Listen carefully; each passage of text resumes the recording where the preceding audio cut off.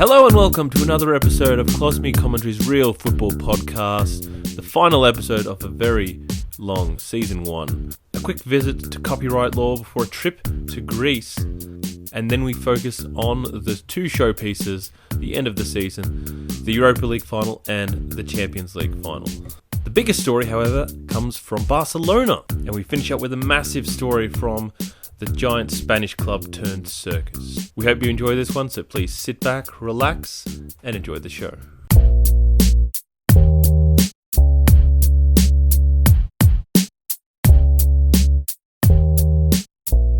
Good evening, Cos. Good evening, Mike. It's a late evening. Late because many delays. All my fault. Well, I can't say good night. I cannot. Yeah. We actually had this ready to go a few days ago, but due to audio errors by myself, we had to come back to this. And normally we let it go, but this is the season finale, so we had to follow it through. So the big stories today are the Europa League final and the Champions League final, but we'll get to that soon. The first order of the day is skipping across different codes of football or different sports at this point. It's AFL. Yeah. Trent Coutinho, a follow-up from last week. He implemented a club, what would you call it, club rule or club punishment? Well, a club-imposed punishment, I would say. Because the team had been giving away too many 50-metre penalties, which is like a free kick but a severe one, because the ball it's advances. Like a free. The ball it's advances like after a free 50 kick's been up the given. pitch. Yeah, exactly. So like because in AFL there's a lot of free kicks, or stoppages in play where the opposition already has the ball, so you can't give the free kick again. So to make up for that, they just give them the same free kick 50 metres in advance. Imagine that being in soccer, like pretty much. Maybe not 50 metres, but like 20 metres. Yeah, right? it's like that kind of thing. But anyway, getting a free kick on the halfway line, and then suddenly it's like just outside the box. Yeah, it's like a fresh shot on goal, basically. That's how serious the punishment is. And that would be interesting, implementing that into actual football. No, yes. It'll wreck the game. But in Richmond had been giving away too many of those, so Trent decided to say that if another teammate gives away a 50, the punishment is he has to change his kids' nappies. So come the next game, guess who gives away a 50-metre penalty? Trent Coutinho. The man himself. The man himself who imposed the punishment. So I guess it's okay for him because he's already changing his kids' nappies anyway. So he doesn't care. So. He doesn't care. What they didn't do is make up a special punishment for him. No one thought of that. So he just gave away a 50-metre penalty. Well, I guess that's the advantage of being club captain, isn't it? You get to make up these things, and he makes the rules and he breaks the rules. That's a magician's trick there. Just taking the attention away from. It's like, all right, guys, this is what's going to happen if things go wrong. No one's thinking about what if Trent does it. What if Trent? Because then it's not a punishment for him. He's doing it anyway. BS. It occurred to nobody that Trent may give away a 50. He was exempt. Yep. Well, there you go. That's why you always got to think about all the possible scenarios. Now, the other thing that happened in AFL was Indigenous Round, right? So, Indigenous Round in Australia, we have our Indigenous Australians known as Aboriginals as well. But anyway, so there's a round in the AFL where the AFL effectively celebrates the Indigenous culture and the contribution to the game. And that's right. And they had copyright issues with the Aboriginal flag. Yeah, well, they used they put the flag on the jerseys, sort of like in the Premier League they have the or in the Champions League the Club World Cup winners are allowed to wear the It's not just on the jerseys. They fly the flag outside the stadium, and the flag, which is a separate issue, and the flag's painted on the field as well. Exactly. So it's everywhere. Yeah. But they ran into an issue because the flag itself. Normally, flags are the designs were created ages ago. The copyright is long gone into the public domain. But this one's was only really designed in the 70s, was it, Cos? Yeah, pretty recently. I've got to look into that. Yeah, well, it wasn't. Yeah, but more importantly, the designer is still alive, so it still holds the copyright. The copyright doesn't go into the public domain until 70 years after. well, he sold it. He sold it to a clothing company. He sold the license. Yes, He sold the license. Yeah, and that's what's specifically for the jerseys. That's what's caused the problem with the AFL because now they can no longer use it in their. Yeah, well, now it's being enforced by the company who's got the license, which wasn't happening before because sort of one guy saying, "Hey, stop using my design for free, give me some royalties," and it's the AFL. It's a big corporation, Yeah. But yeah, like you say, they have now got this issue, and the AFL opted to just not pay the fee and not have the flags on the jerseys or anything, which has gotten mixed opinions. Some people are saying, why don't they just pay for it? And others are saying, oh, good work, you shouldn't have to pay for it. Some people think that this is a taking of the invasion of the indigenous culture, and but I mean, in the end, I guess it just sort of like came and went, didn't it? Because it was sort of like a few days in the papers, and which is what usually happens. It's a story for about a week. Everyone gets upset, and then it just goes away until next year, and then nothing really changes. That's how it usually goes here.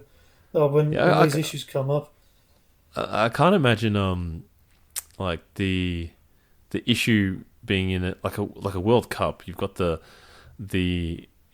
country's logo or something like that, and or one of those flags coming into dispute into copyright laws, and not being able to use it and not being able to display it, and having this big debacle over. Imagine the World Cup just no flags displayed anywhere because FIFA is too cheap to buy the license to have the flags. Yeah, it's just not. It's not the same, is it? It just wouldn't be the same feel.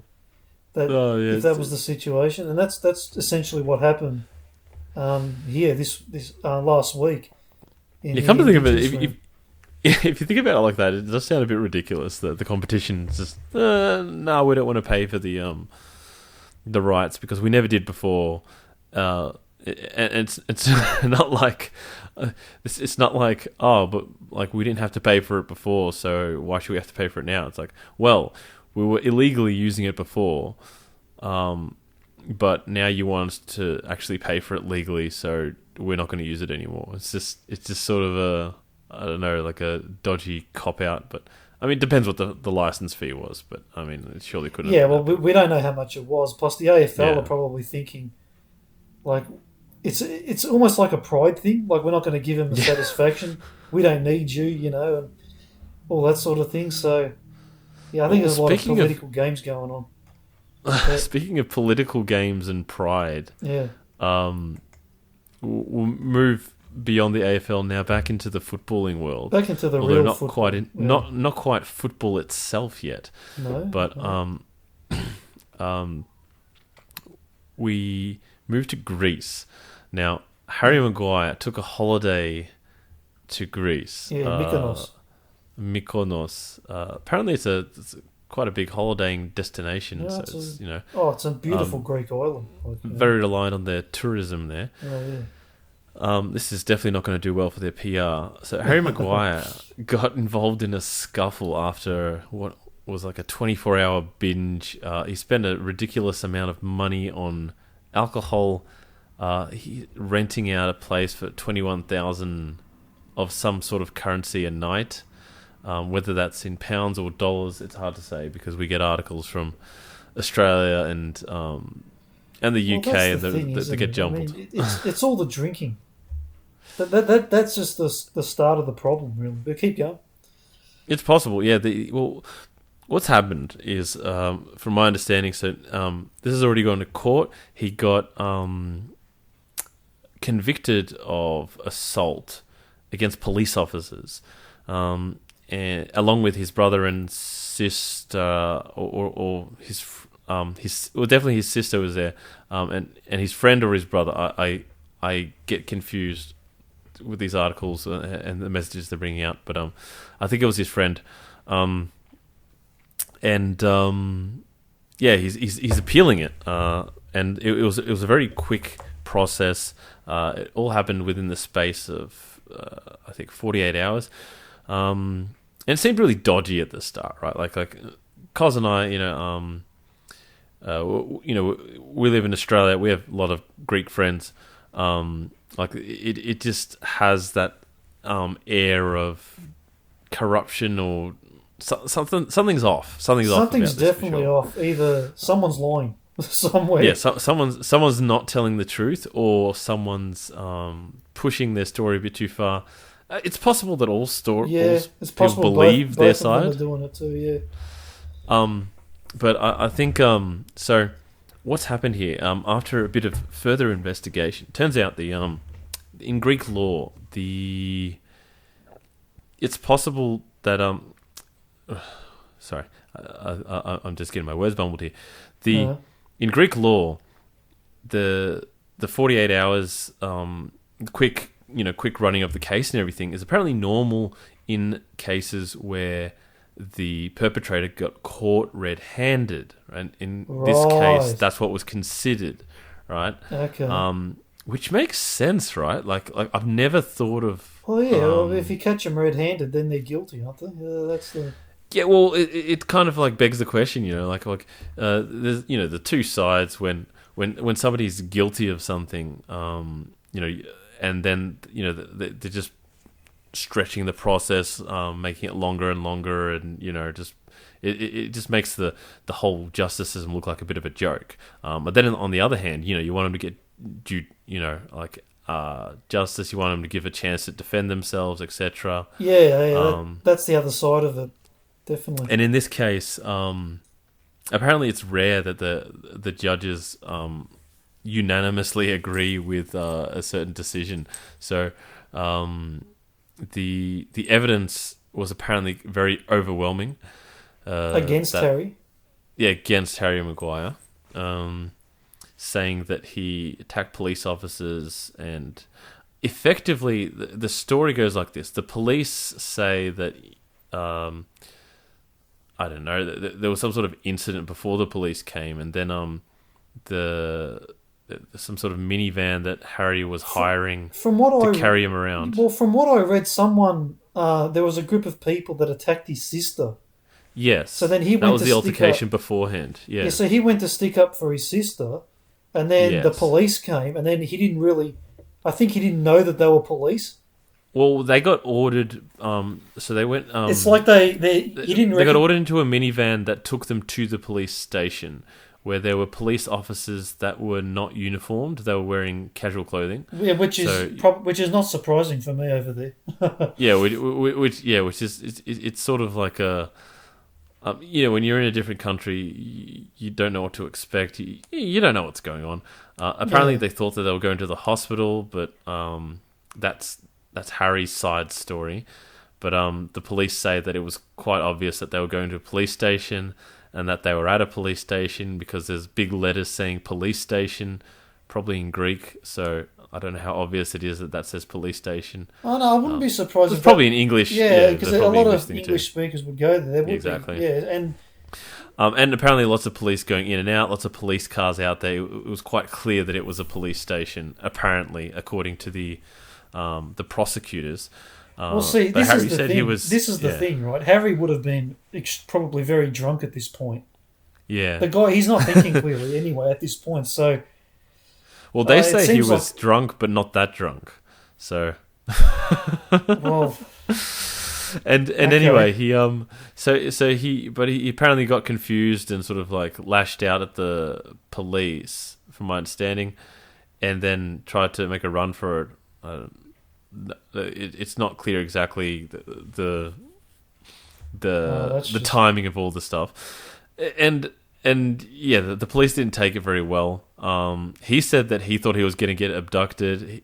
Some guy was kicking him. He got attacked by the police officer, apparently, and he is saying something along the lines of, "I'm going to break your leg and your career is over. This is it for you," or something like that, which is his reasoning effectively for why, you know, he sort of fought back and tried to run away, which the judge apparently didn't really believe that story, and effectively it became sort of like his word against others.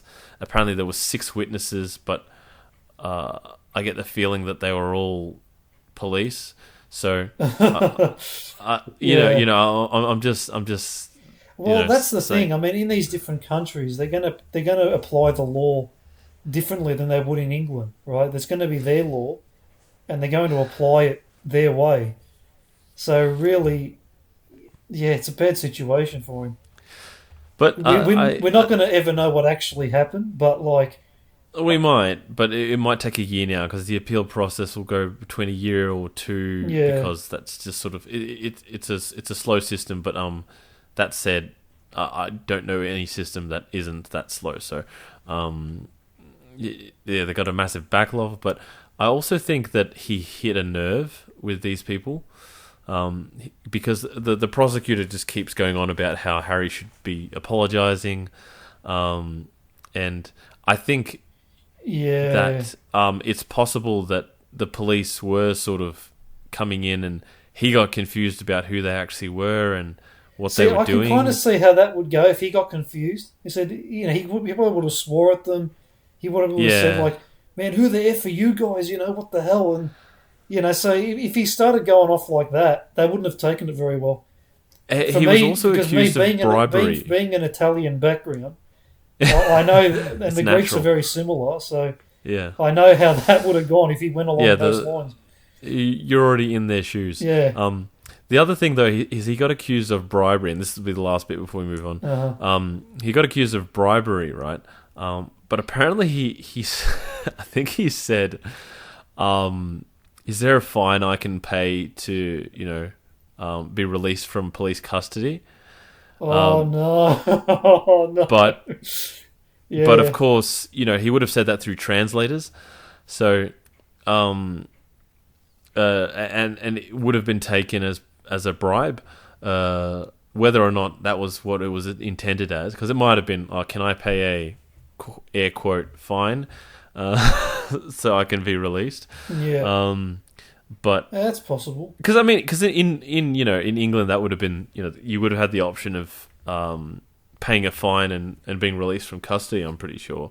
So I wouldn't be surprised if there was just a whole bunch of no, well, it's possible the translator misunderstood him as well. Yeah. So it's like it's hard to say what went down there. In fact, the people who were involved may never know what went down there, so I don't think we have any hope at all. That'll probably pop up again in a year or so probably at the start of next season. So that'll be fun to see if that pops up. In the meantime, Haryy got pulled from the England squad to face Iceland and I can't remember who the other team was, but yes, for the Nations League, yeah. And in fact, I don't think it's even for the Nations League. I think they're friendlies because they've already done all their.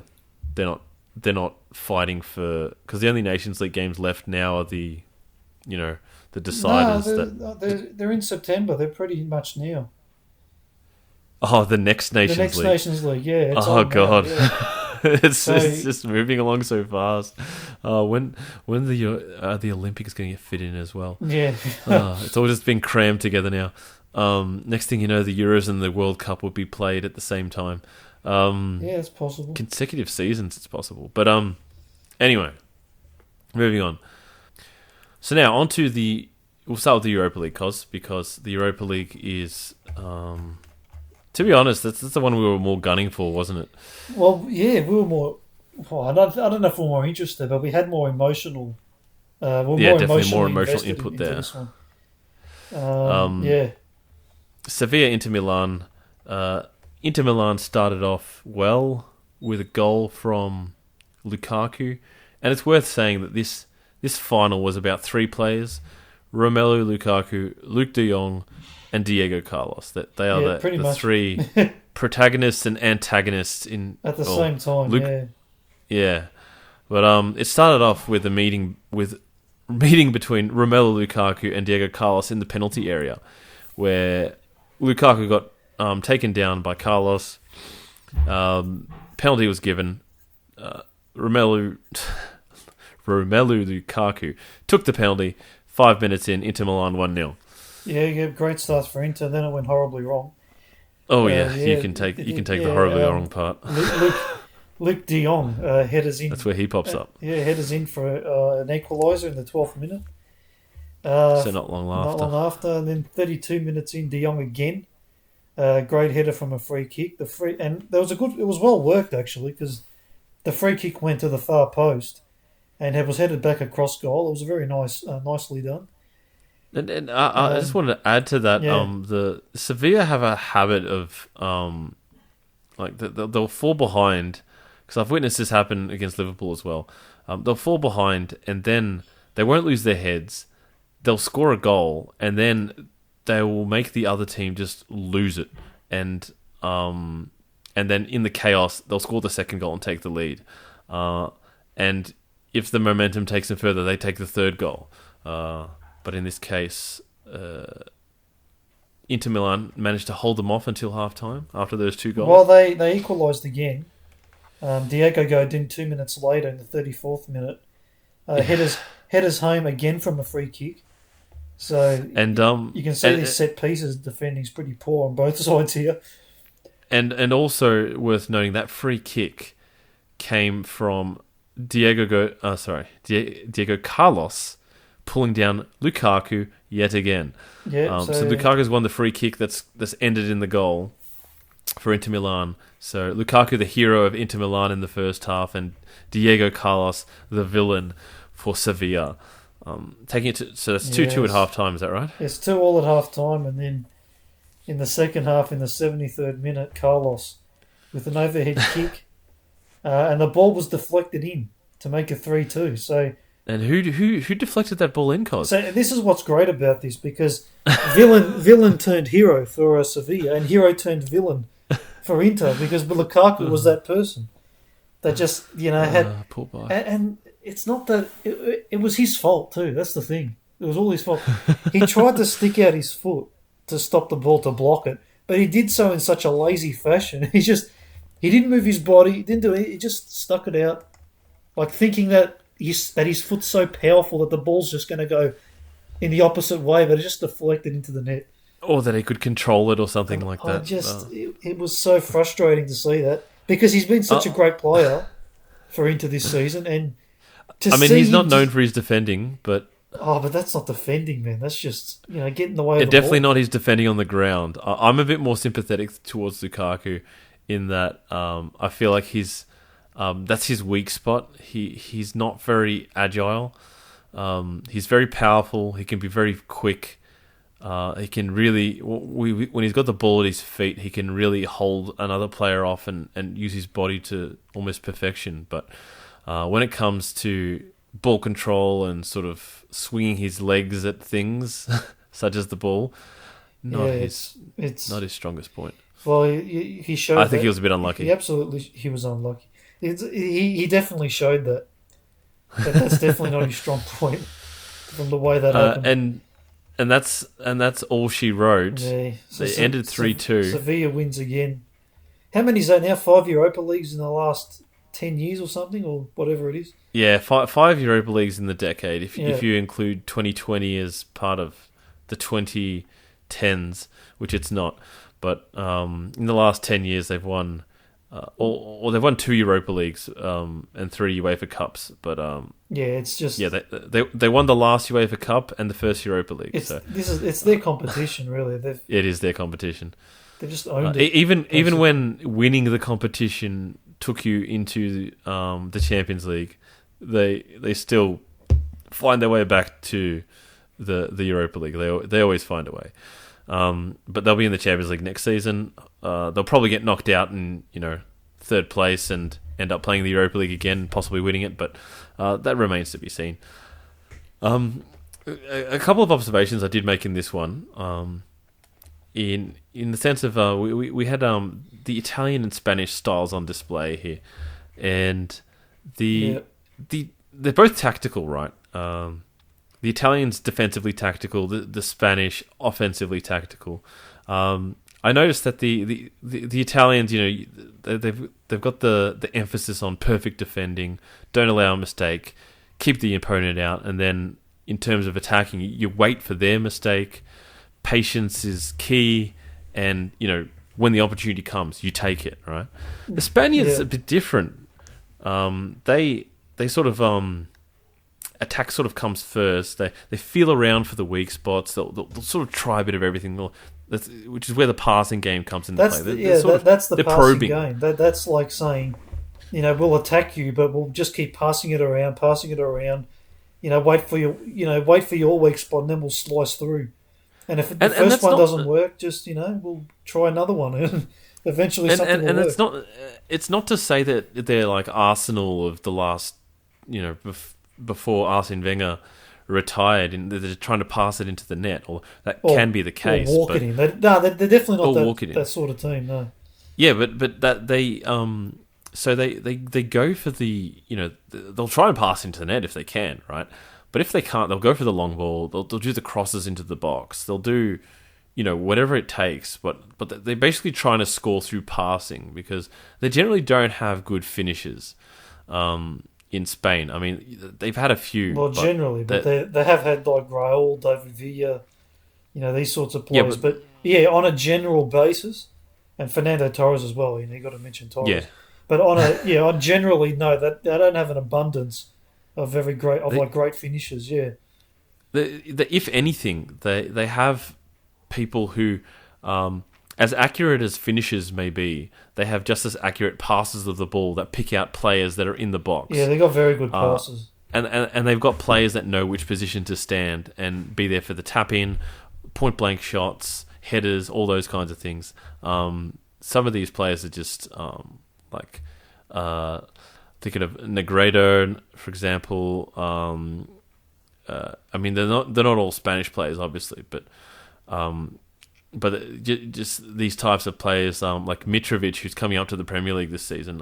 Once again, not Spanish, but like those kinds of players who will just get into the box and know where to be, know when the pass is coming, know when the cross is coming, and go try and score goals that way. And in terms of defending, the Spanish, which is one of the reasons I really, really dislike Spanish teams regularly, not all of them, but the ones that do this, it's all about disrupting the rhythm. It's just about wasting time. I mean, Italians do their diving and whatnot, which I don't buy it as well. I don't think they dive that much. That's more to win the free kick, to create the opportunity, right? Whereas the Spanish will sort of dive around to, like, they'll dive in their defensive third to basically get a free kick, to waste a bit more time, prolong the breaks in play, and just completely disrupt the rhythm of the opposition and break their concentration, give them just no momentum, which is really what hurt Inter Milan here, and teams in the past as well. When they come up against Sevilla, they just make it impossible for you to get any feel of momentum and go forward. And in all that considered, Inter Milan did pretty well, I have to say, because Sevilla are the masters of this competition. Inter's an improving team, but they've still got to get a bit better, and they had a good. They need to keep Conte. Yeah, well, they do. Nothing's really happening on that front. They probably are going to keep him. They're talking about signing new players, and they're not. They probably took a look at Spain and thought, okay, we're not going to be that team. But we'll get to that. But yeah, congrats to Sevilla again. Congrats again. And then we go to the Champions League. Now, we became a bit more invested in this one, I think, partly because Inter Milan lost the Europa League final, and we thought, no, they can't both win. They can't both do it. No, and both of us predicted Inter Milan to go through and win it. We were both wrong, but on this one we were split. I went for PSG only because I couldn't bear the thought of PSG winning and actually predicting Bayern Munich to win. Yeah. But Bayern did win it. I went all in on Bayern Munich actually because I just don't like PSG. Nothing against France or anything like that, but PSG, they raid Serie A. PSG does not represent France, and they're such a young club. But anyway, and I like Bayern Munich as well, the way they played. So I just thought, well, I'm all in on Bayern, and they got the job done in the end. Yeah, they did. It was tough in the first half. Chances at a premium, neither side managing to score. Yeah, but can we just point out how good Manuel Neuer was? Absolutely not. Okay. We won't talk about him. No. He didn't exist. PSG just sucked. They were awful, and they kept kicking the ball, and the ball magically deflected away from the goals and into the abyss. And they just Neuer had nothing to do with it. I swear they kept just kicking it into Neuer, and he was just there. I don't think he knew too much about them, but he just saved everything. And no, he's just lucky. He's just lucky. He's very lucky. But no, Manuel Neuer's insane. No, in all seriousness, the guy's insane. Yeah, I would arguably have him as the greatest keeper of all time, just because of his all-round play and just everything. I know you got question marks there, Cos, but yeah. I mean, there's a lot he's of just great a complete keepers, package for me. Oh, look, he's up there. I've got to look into that more, but he's definitely up there. He was the closest one to winning a Ballon d'Or. That was stupid. Like, how does a keeper get onto the podium for a Ballon d'Or? That's insane to me. That's incredible. And justifiably so. Like, it's not even gets on the podium with Messi and Ronaldo playing. That means he's basically the best of the rest. And he's a goalkeeper. Anyway. What were you saying about Manuel Neuer's one-on-one skills? Yeah, well, Manuel Neuer is the kind of most goalkeepers you get into a one-on-one situation and it's basically in the striker's hands. He gets to say, all right, if you know what you're doing, this is a goal. Yeah. Right. With Manuel Neuer, it's not quite the same. He has this presence that once you get there, you don't feel confident that the striker will score.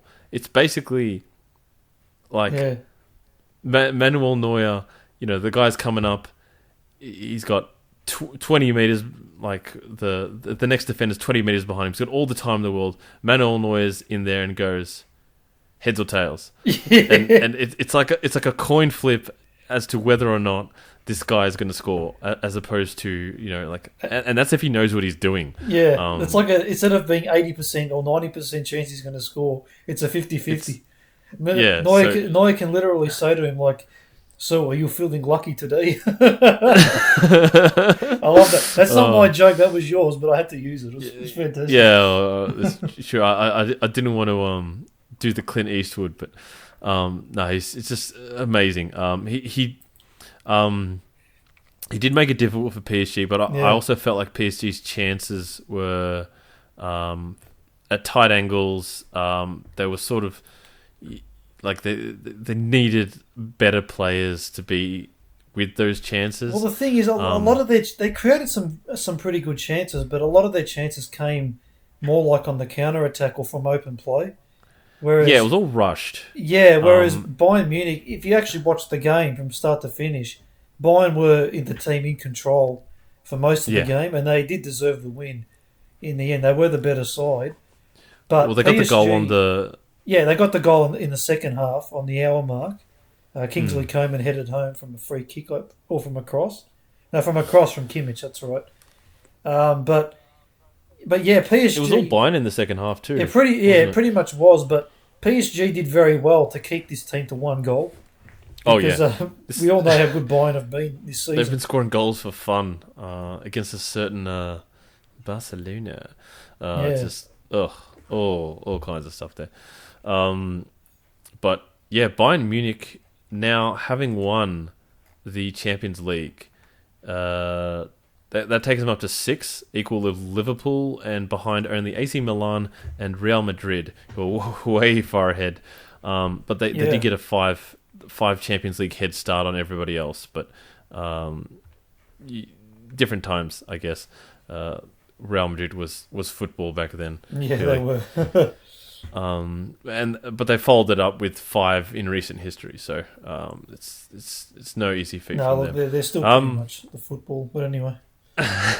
An interesting result from this is that a certain Philippe Coutinho, who's actually a Barcelona player, got his Champions League medal, and Lovren ex-Liverpool Lovren sent a sneaky tweet to him saying, "Oh, hey, Felipe, you my brother, you got a Champions League medal finally." Pointing to the fact that if he'd stayed at Liverpool, he would have already had a Champions League medal. But he's finally got one, and he's really happy for him. Well, that's nice. It's always good when ex-teammates get in touch with you, and help you celebrate the win. It's pretty good. Yeah, Dejan Lovren, he's all about his ex-teammates, because he moved to Zenit, and since then he's given off a few interviews, and one of the interviews he talked about how he deliberately elbowed Sergio Ramos in the face in his international game, Croatia against Spain, when they knocked out Spain in the World Cup, and effectively said to him, "We're even now." After taking down Mo Salah in the Champions League final, at that time it was I think it was fresh in the memory. Then that was just that was a few months afterwards. Yeah, I think. Well, there you go. I mean, he's thinking about. He's a vindictive one, isn't he? He's loyal. He's loyal to his mates. This is. Yeah, he's and he's done well. And he's had a few entertaining interviews, but Coutinho. So he's got his Champions League medal. He's going to come back to Barcelona really awkwardly after demolishing them. I wonder if they've even spoken since that demolition. 8-2 with Coutinho just rubbing salt in the wound at the end with a assist to Lewandowski, and then 2 goals of his own. Well, I wouldn't be very confident about going back to Barcelona at this stage. I mean, that club is in absolute turmoil right now. It is. But just before that, Barcelona now have to pay out Liverpool, or is it like $9.5 million worth of euros? Because in his contract, when Liverpool sold Coutinho to Barcelona, it said that they didn't say if Barcelona wins the Champions League. They said if Coutinho wins the Champions League, then they pay Liverpool money. But unfortunately for Barcelona, they sent off Coutinho to another team who won the Champions League, and it wasn't stipulated that Barcelona needed to be the team that won the Champions League, and now they have to pay out money, and that would make them very are they going to go to court over it?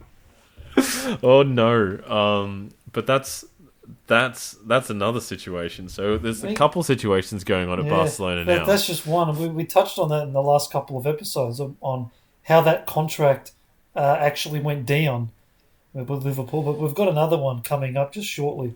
Let's get into Barcelona and Lionel Messi. Well, even before Lionel Messi, because this is sort of the lead up to it. They sacked their manager. They sacked the guy who sacked the manager the next day. And now they have appointed Ronald Koeman. But also, while that's all happening, all this politics with the, as we mentioned in the last episode as well, with the president and who's going to be next, and then what that means for who's going to be managing next. Ronald Koeman apparently has got 1 year effectively. Even though he signed a 2-year deal with Barcelona, he's effectively been told by the most likely next president that he's going to be shipped out next season, even if he wins the treble with Barcelona, which they want Xavi to be their manager to take over after this season, which is fine if that's what you want to do. But anyway, keep going. And along with that, they've also done a clean out of the senior players, including Luis Suarez.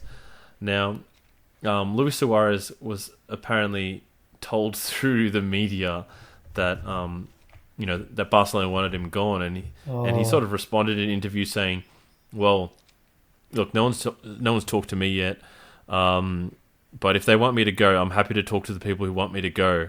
He wants to have a conversation, which is fair enough. He had that conversation with Ronald Koeman, which lasted 60 seconds. Apparently, 60 seconds.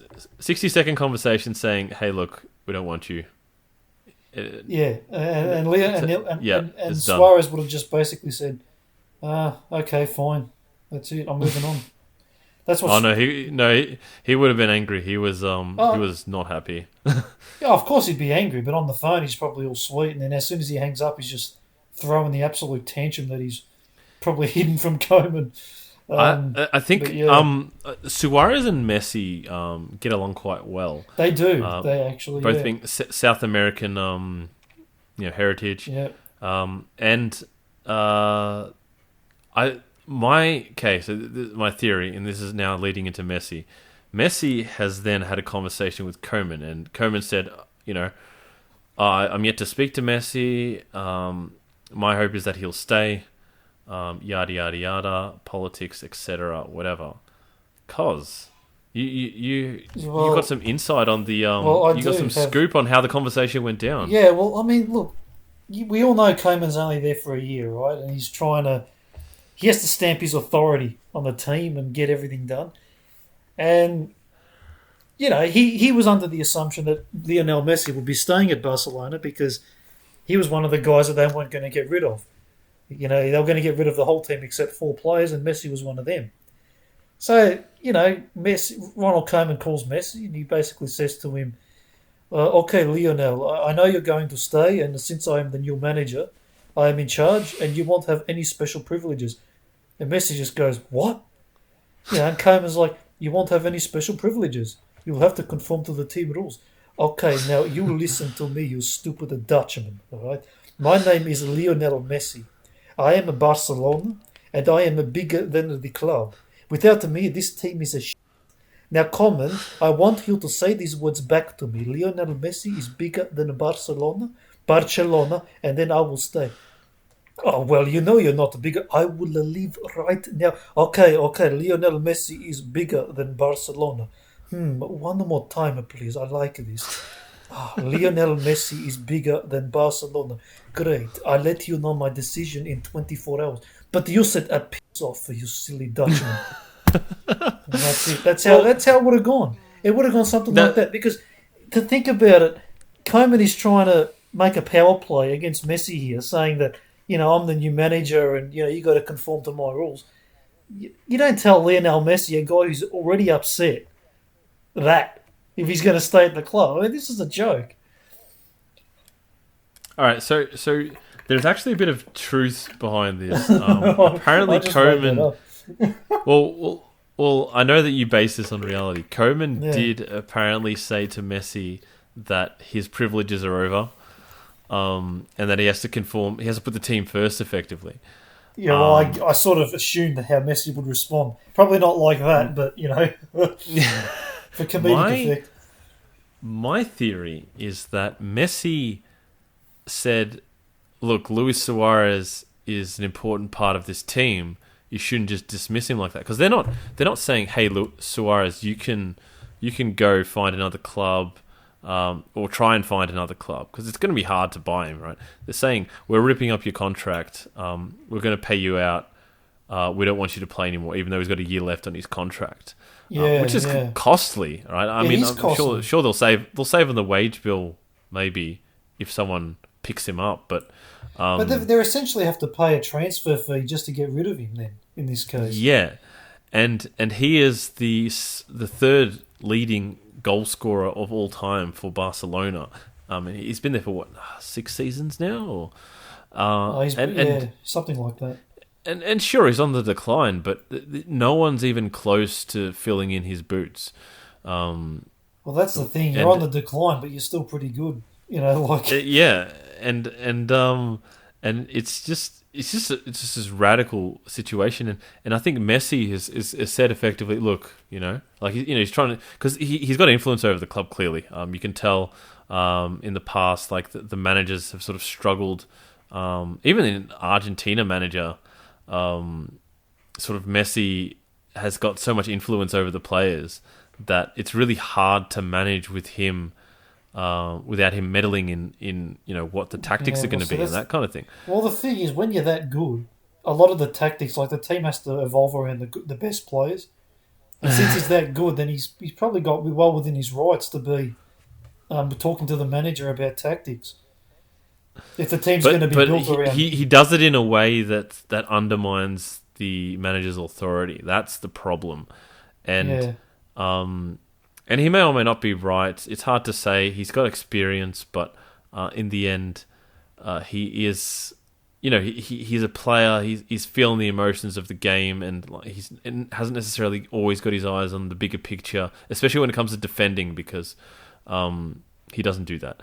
But Messi would have, he had this conversation with Koeman. Koeman apparently is a bit of a hard enforcer. Apparently, he doesn't like having big personalities in the team, and it's possible that Koeman doesn't actually want Messi there, or he's happy to see him go. He doesn't mind. Oh, that is so he's a bit of a hardhead. You know how funny that is if that's true. So Barcelona are signing a guy who's only going to be there for a year, and he's going to get rid of Lionel Messi, and he's going to completely reshuffle the team. Can you imagine? It might do them good though. Can you imagine being Xavi right now? He'll be like, I don't want to come here now. It's just ridiculous. This team's been broken up. Oh my goodness. Yeah.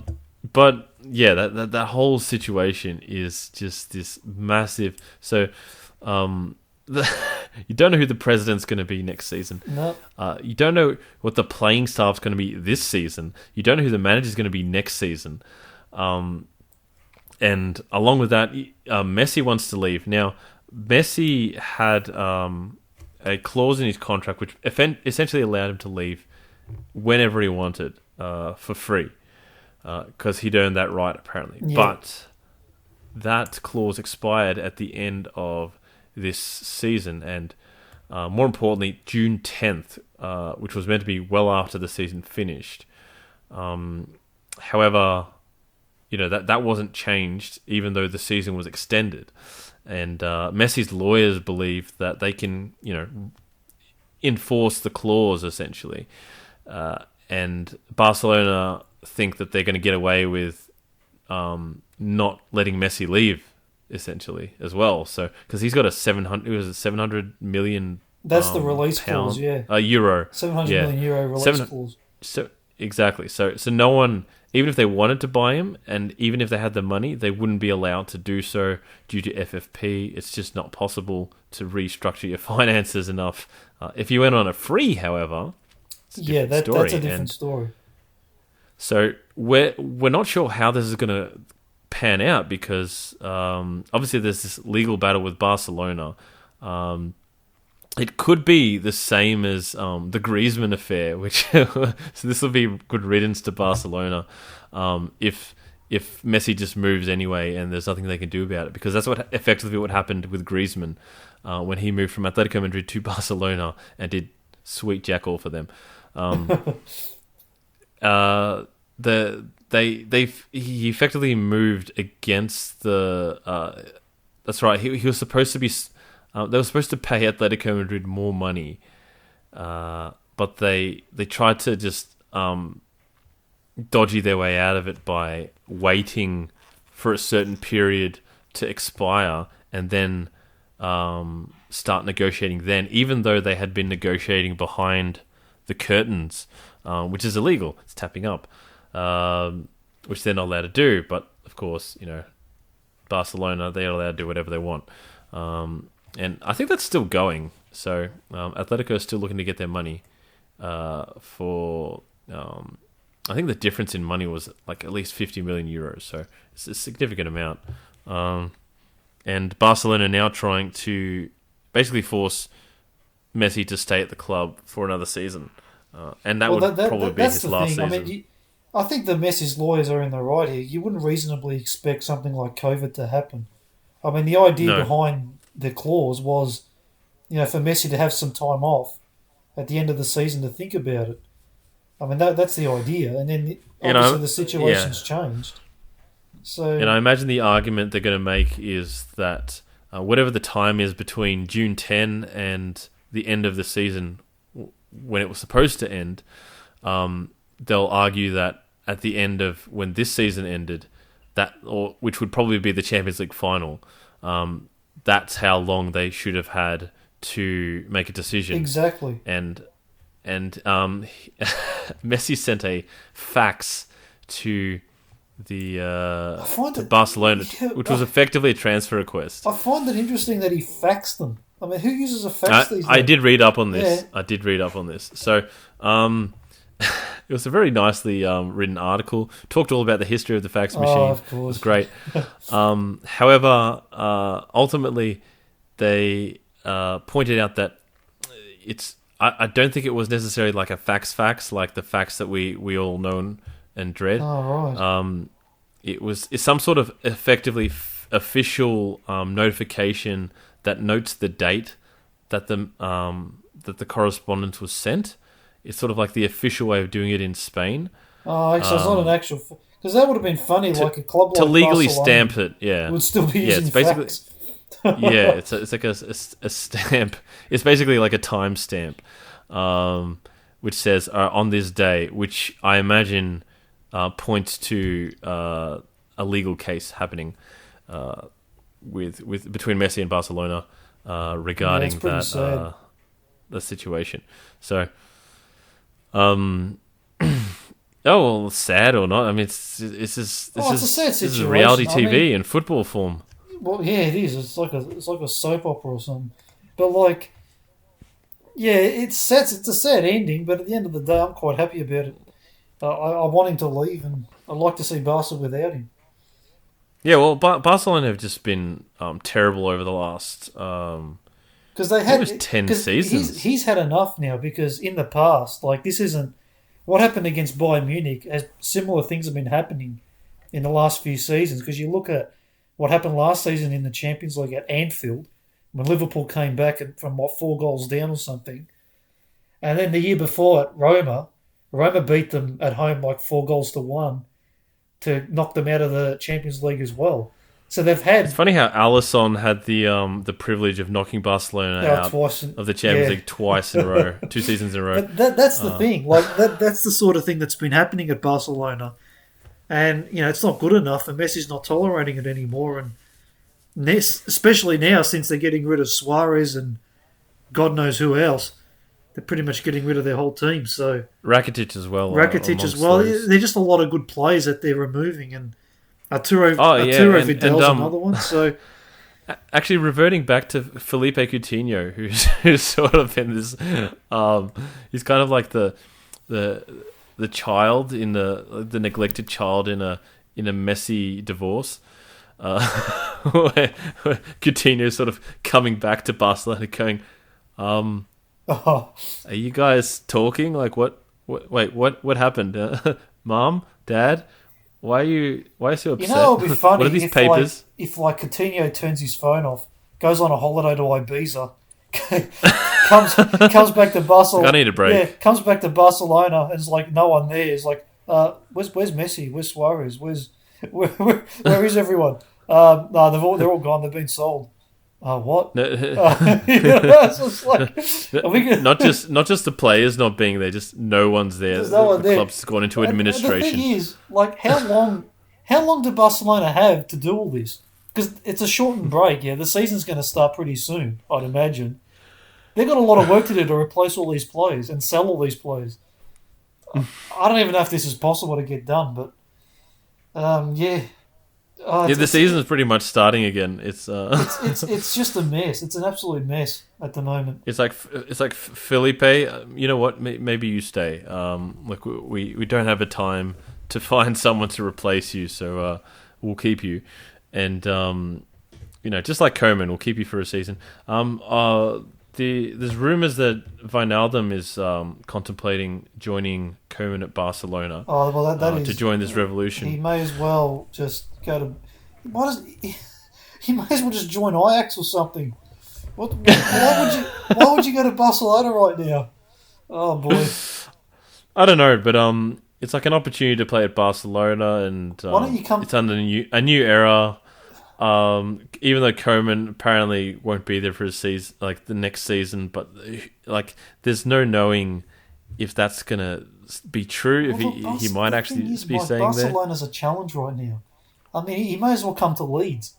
They're less of a challenge, and you got Bielsa there. I mean, what more do you want? Are we talking about Wijnaldum Yes. now or Messi? Just come to Leeds. Oh, Leeds too. I mean, and Messi as well. Just come to Leeds. Suarez, come to Leeds. You can all come to Leeds. It's fine. You have a nice party. The other thing that comes to mind is Just take assuming Messi does, assuming Messi does leave. Yeah, that's crazy. Looks like the most likely destination is Manchester City. Yeah, that's the most likely one, unfortunately. Which I still can't get my head around Messi playing in the Premier League, because it's been said for so many years. People say, "Oh, Messi needs, he wouldn't survive in the Premier League, and he wouldn't do well in the Premier League, and blah blah blah. He'd get demolished because it's too physical. Something. Look, try doing it in the Premier League." Look, in my opinion, he'll do well in the Premier League. He's too good not to, but there are genuine concerns that, it is a more physical league. The tackles do fly in. Do you want an interesting stat, Cos? Yeah, I'm always up for an interesting stat. Go ahead. There's a bunch of stats, really. So somebody went to the trouble of creating...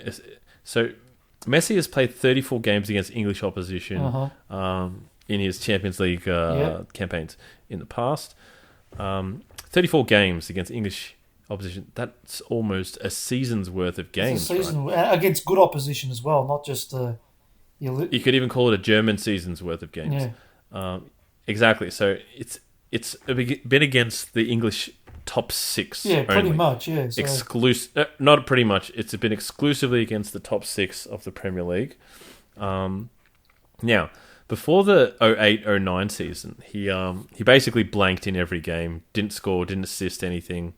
And by the way, when this person got these stats, they created a fantasy league points tally for Lionel Messi. Okay. So how many points he got, right? Now he got after the 08-09 season, which was the first season he started scoring 20 goals plus, and he scored 20 plus goals in every season since. He averaged at it was like 9 points per game, which to give context to that, Kevin De Bruyne this season was the highest fantasy point taker. Yeah. It was like 7.2 or something like that. Per game. Bruno Fernandes, and Messi's getting. and that's one season. That's one season against teams that are also suck. Whereas Messi played exclusively against the top six. Also, he. Bruno Fernandes, who just blitzed it at the end of the season, averaged at like 8.5, right? That's like for half a season, right? So, you can have good form and like keeping that consistent. Yeah, so Messi did that for just all these games, just consistent. Especially, he really loved Arsenal. Wasn't that big a fan of Chelsea, but he warmed up to them by the end of the whole thing. So he was scoring against everyone by the end. And it just, like, in all those games, I thought it was a bit strange seeing the the first set of fixtures before 08-09 season, where he's just getting 2s and 3s, which is effectively appearance points. Yeah. He just played. It didn't assist, didn't score, didn't get any special points or anything like that. But someone went to the trouble of finding all the stats they had in all those games, and he racks them up. And they were talking about the people who run the fantasy league and the headache of the potential of having to set a price for Lionel Messi in the Premier League. It'll probably be a record starting price, because at the moment I think the most expensive players in that league are like 12 million. Messi will probably be pushing it. He's got to be more than that. pushing it 14, 15 probably. It sounds ridiculous, but they might keep it at 12 as well. But he'll very quickly that's a buy right there. increase in price, I believe. So the idea, it's I can't process the idea. I still can't do it. Messi being in the Premier League, that it's potentially going to actually happen. Also, that he's wearing the sky blue like that. It doesn't feel right. It feels like Man City's top feel like pajamas to me. Like the color is just. I mean, some of the kits are nice, but like they're like the Barcelona kit. I don't know. They've messed around with the design lately. This season they've got spot on, but the Man City kit doesn't have that same power to it. That light blue color just makes you want to sleep. and seeing Messi in that is just picturing him in it rather, and actually playing it. It feels so foreign, don't you think? No, I can see him. I can definitely see him in those colours. But no, I get it. But I'm saying like him being in that kit. I mean, I guess it's got like the Argentine colours too. But like just seeing him in that kit though, playing in England, just feels like him being transported to another planet and just being like an alien.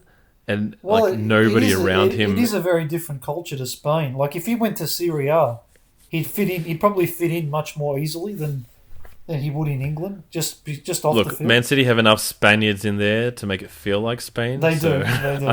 They do. On the pitch, you probably won't. But it's just and Guardiola as well. Weird. Yeah, and Guardiola there, the guy who really gave him his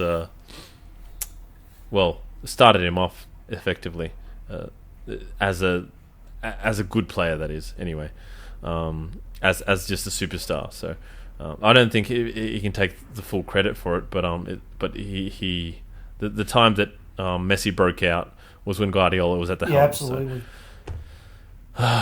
No, that's a tough one for me to swallow, but it might be the reality. But I think that's it for today, Cos. Unless you've got something to add. I do not. That is a wrap. Lionel Messi is most likely going to be at Man City. He could go to Inter Milan. He might stay. That's where I want him to go. He's not staying. Right? He doesn't want to stay. But I'm saying, legally speaking, might. Look, I'm not going to entertain the thought right now. I mean, let's end this on a happy note. Lionel Messi. I think him staying would actually be worse. I'd rather see him at City, to be honest. Yeah, because Barcelona are a basket gone. Case right now. I want him gone. Go to City. I mean, it's not great, but I don't care. Just get out of bloody Barcelona. It's the second worst option, but it's not the worst option. The worst option is staying. The second worst option is going to PSG. Okay, that would be worse. But the third worst option is going to City, but I'll take that. I think going to PSG is actually worse than staying. You're right. I think I'd rather him stay. That's a big call. Yeah, I'd rather him stay. It's really a fine line, but neither of those options are appealing at all. Neither City isn't that appealing, but it's very appealing. Well, it's the only team in the Premier League that will take compared to the situation at Barca. Yeah, you got to go to City. Anyway, that's it for this season. Yes. Thank you all for those who have listened to this episode and previous episodes. Thank you for the support, and for those who haven't checked out our YouTube page, YouTube channel, and those of you who have actually, thank you for the support on that as well. We have a new video on that on Liverpool, so please check that out. If you want to listen to the older episodes, they're on YouTube as well. More videos will be coming out after lockdown is over. Yeah, after lockdown's over, so we can actually record. Yeah. But on that note, thank you all for listening, and we will speak to you in the next season, which will coincidentally be next week. Yeah, so see you next season, which is next week. So same thing, really. Nothing to change. Nothing changes here. Take care. Talk to you then.